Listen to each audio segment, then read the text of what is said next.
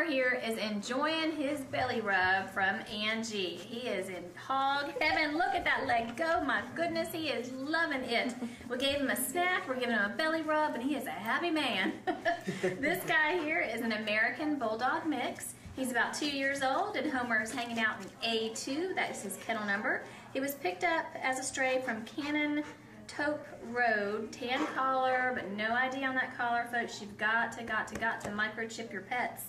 Now, this boy is heartworm negative. He's had his shots, he's been dewormed, and he is ready for a new home.